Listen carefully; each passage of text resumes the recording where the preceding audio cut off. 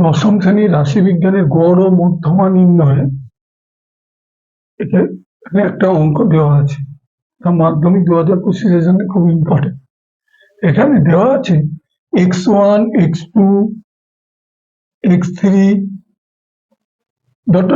xn, এই n সংখ্যক গড় x বার হলে kx1, kx2, kx3 kxn এর গড় কত? এখন আমরা জানি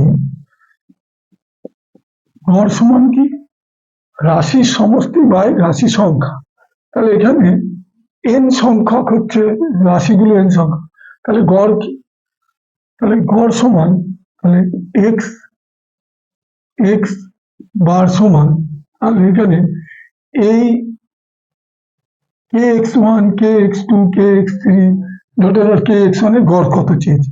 গড় এখানে kx1 plus kx2 plus kx3 plus plus kx9, মানে x1 থেকে শুরু করে xn কত সেটা বলা নেই, মানে n একটা অজ্ঞাত রাশি, মানে চললো xn পর্যন্ত। তাহলে এর সংখ্যা কত?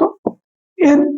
তাহলে এটাকে যদি n দিয়ে আমরা ভাগ করি, তাহলে এখন এই যে আমি n দিয়ে ভাগ করলাম, এখান থেকে kটা যদি আমি কমন নিই, তাহলে পড়ে থাকবে কি? x1, এটা যদি কমন নিই, x1 plus x2 x3 plus plus xn by n। এখন গড় মানে কি? রাশির যোগফল বাই n। তাহলে এই যে অংশটা, এইটা হচ্ছে গড়। গড় মানে এটা হচ্ছে a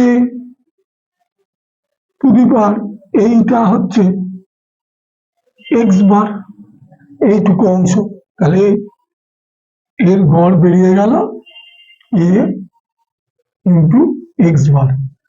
এখানে অন্তরটা শেষ।